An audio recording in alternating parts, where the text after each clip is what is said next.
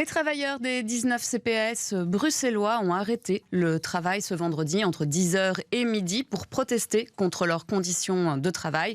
Cela fait des années qu'ils demandent des aides supplémentaires et aujourd'hui, la coupe est pleine. Marie-Noëlle Dinan et Frédéric Dehaenau les ont rencontrés. Devant le CPAS de la ville de Bruxelles, Stéphanie Mathieu ne décolère pas. Assistante sociale depuis 16 ans au service des Bruxellois, la déléguée CGSP a décidé de stopper le travail de 10 à 12 heures aujourd'hui pour dénoncer la surcharge de travail. Il y a certains collègues qui n'ont pas assez de bureaux pour travailler dans de bonnes conditions, qui ne savent pas où ranger leurs dossiers.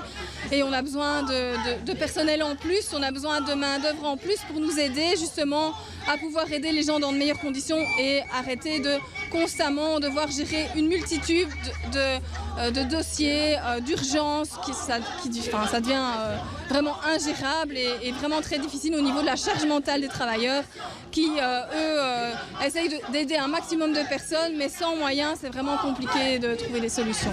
Même combat, mais autre CPAS, celui d'Ixelles. Ici, comme devant les 19 CPAS de la capitale, les travailleurs sociaux marquent un arrêt de travail. Cédric Perron est du côté administratif et délégué CSC. Ils ont supprimé les allocataires du chômage qui se sont retrouvés du coup au CPAS.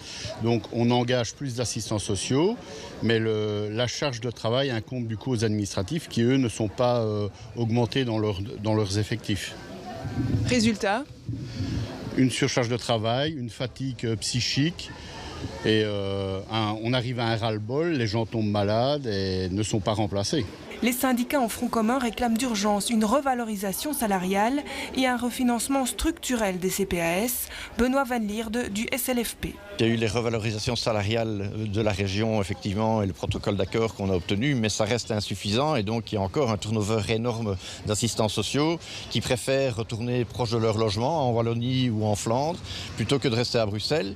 Et donc effectivement, ça met en péril le travail, le bien-être aussi des usagers, malgré tout aussi. Il faut penser aussi aux usagers. Des usagers qui seront confrontés à d'autres arrêts de travail les 20, 26 et 31 octobre.